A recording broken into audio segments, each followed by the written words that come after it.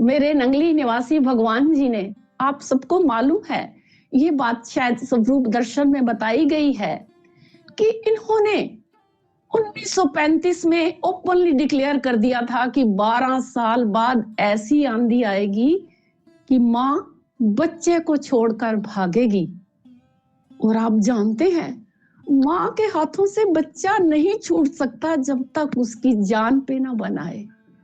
और ये बात इन्होंने कही थी पाकिस्तान और हिंदुस्तान के बंटवारे को लेकर, जब ये विराजमान थे। जैसा मैंने अभी बताया, भारत में ईस्ट इंडिया कंपनी थी, यानी कि अंग्रेजों का राज था। हिंदुस्तान और पाकिस्तान था ही नहीं, सब एक था। और इनका इशारा बंटवारे की तरफ था। और इन्होंने कहा, जो भी लोग थे उनको कहा कि ये जगह तुरंत छोड़ दो, ये जगह बहुत खतरनाक है, आने वाले समय में आपको बहुत परेशानी होगी। और जो इनके प्रेमी जन थे, इनको मानने वाले थे, वो जानते थे कि इनकी बात तो पत्थर पे लकीर है, ये कभी गलत हो ही नहीं सकती। उन्होंने तुरंत, जो बाद में वो एरिया पाकिस्तान में आया, उस जगह को छोड़ने का फैसला कर लिया।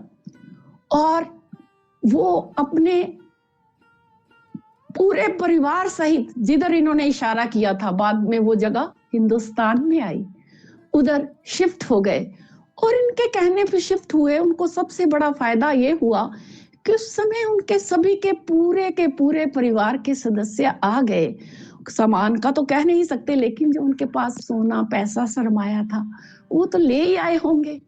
और कुछ लोग जो तमाशबीन थे, हर जगह होते हैं तमाशबीन टाइप, उन्होंने कहा जब आंधी आएगी तब देखेंगे।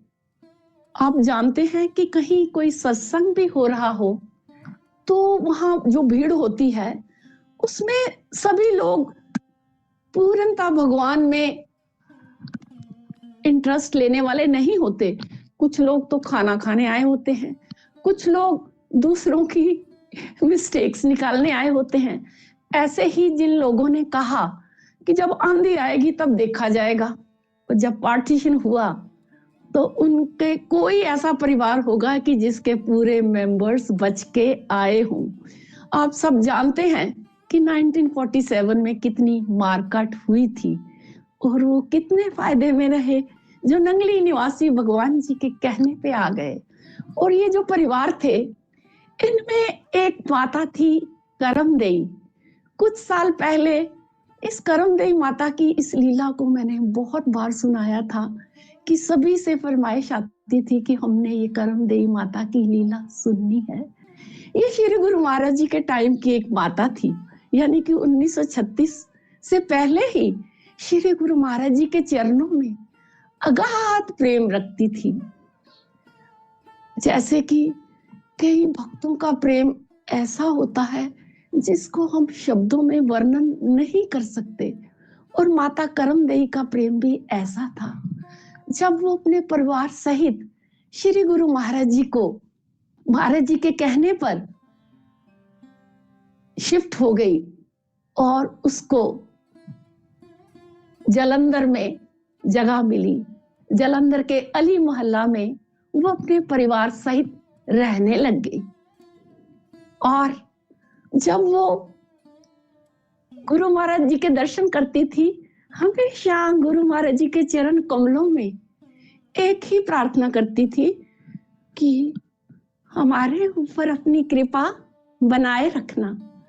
अब देखिए, वो जालंधर में आ चुकी थी और बच्चे बेटियों की शादियां कर दी थी।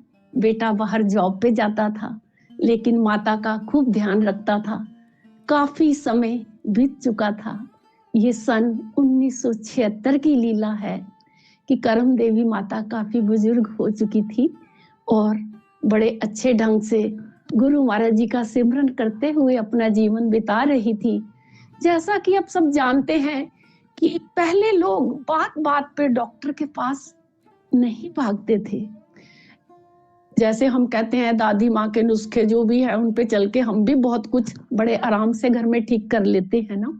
तो ऐसे ही माता करमदेई वो कभी जैसे पेट में कोई प्रॉब्लम हुई तो अजवाइन खा ली, कभी अदरक की चाय पी ली। दिसंबर का महीना था 1976 सन।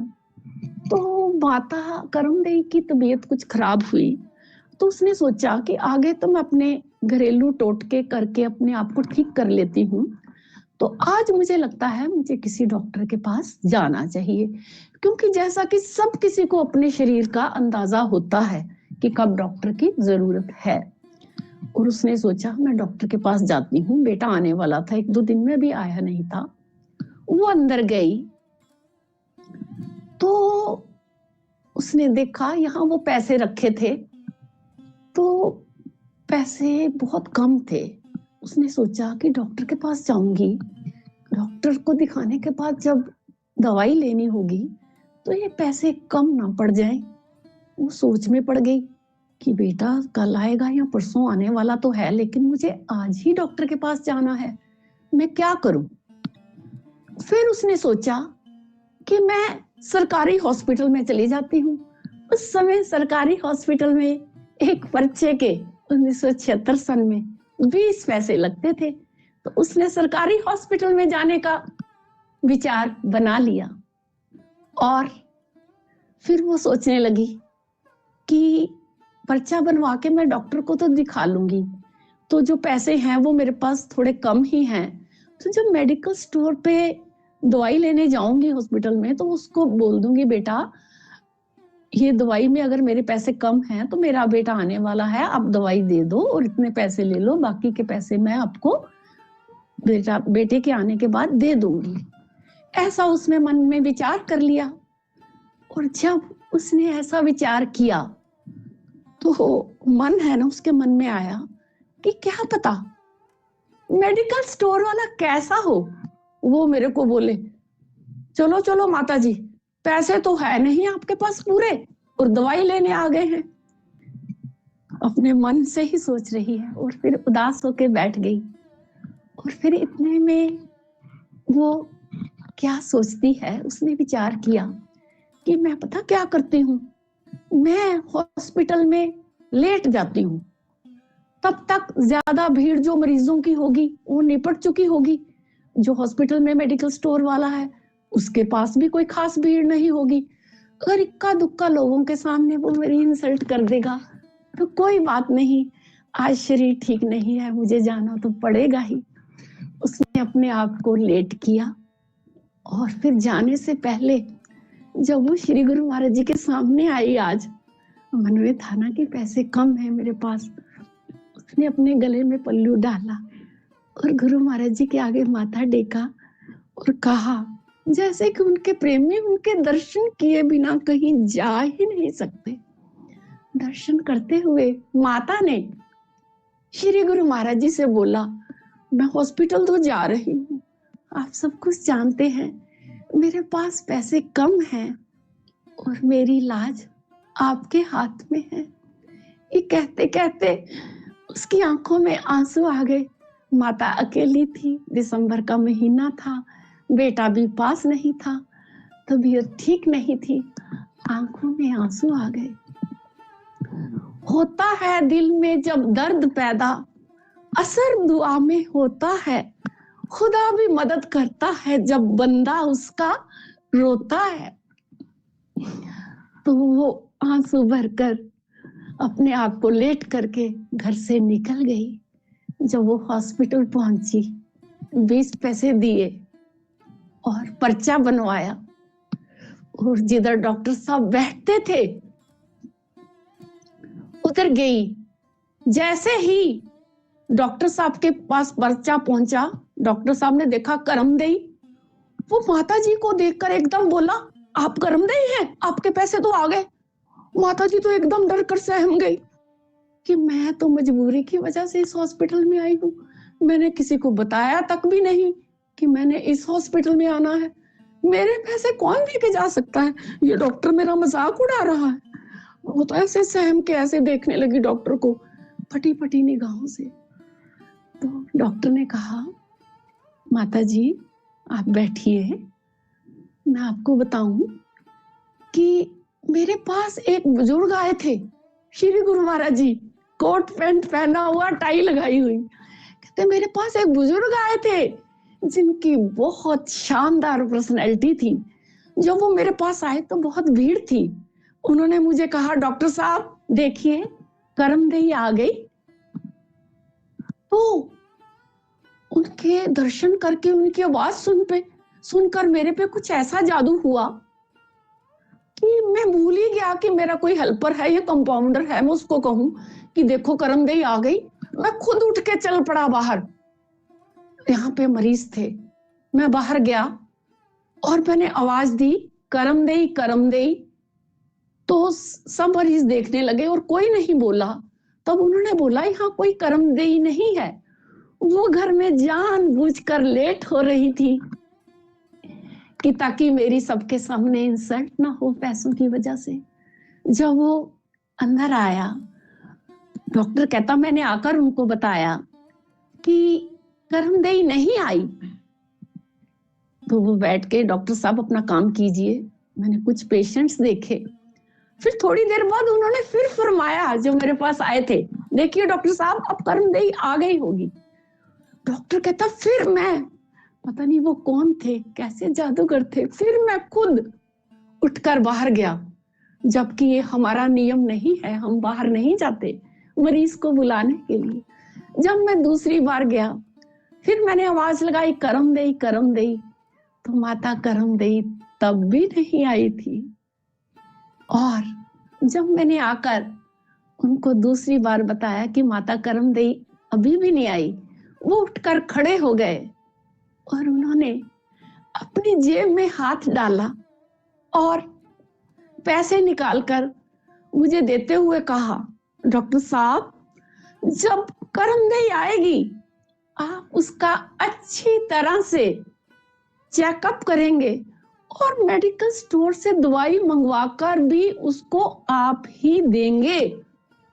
माता जी जब से वो यहाँ आके गए हैं, मैं कुछ अजीब सी हालत में हूं कि वो कौन थे। माता जी वो आपके क्या लगते हैं? उस समय तो मेरे पास बहुत भीड़ थी और मैं उनसे कुछ बात भी नहीं कर पाया। मैं उनसे मिलना चाहता हूँ माता जी, मैं उनसे मिलना चाहता हूँ, मुझे उनसे मिला दीजिए। करमदेई जब डॉक्टर की ये सब बात सुन रही थी, वो जान चुकी थी कि ये मेरे नंगली निवासी भगवान जी है। और माता बोली, डॉक्टर साहब जो आपके पास आए थे वो 40 साल पहले इस दुनिया से फिजिकली यानी कि शारीरिक रूप से विदाई ले चुके हैं, शारीरिक रूप से इस दुनिया से जा चुके हैं। डॉक्टर तो दंग रह गया कि जो मेरे पास आए थे वो इस दुनिया में है ही नहीं। उसको कुछ समझ ही नहीं आ रही थी कि मैं क्या करूं। माता के आंसू देखकर फिर रोते रोते उस माता ने कहा कि डॉक्टर साहब अगर आप उनके दर्शन करना चाहते हैं तो जो मेरे घर में मंदिर है वहां उनका स्वरूप विराजमान है। ये हॉस्पिटल से 2 गली छोड़कर मेरा घर है। ये हॉस्पिटल चरणजीतपुरा में है, मेरा घर अली मोहल्ला में है। तो आप आइए। डॉक्टर उस माता के पीछे ऐसे चला कि जैसे कोई जंजीर से बंधा हो। गुरु महाराज जी की एक झलक ने डॉक्टर के ऊपर कितना गहरा असर कर दिया था और वो माता के साथ माता के घर चल पड़ा।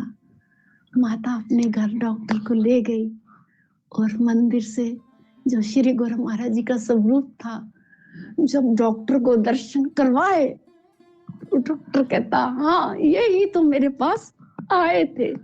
अब प्रेमियों मैं आपसे पूछती हूँ, जब हमें ऐसे गुरु मिले हैं जो अपने भक्तों के दुख के समय साक्षात पहुंच जाते हैं, तो हमें इस दुनिया से क्या लेना है? इसके बाद क्या बचता है?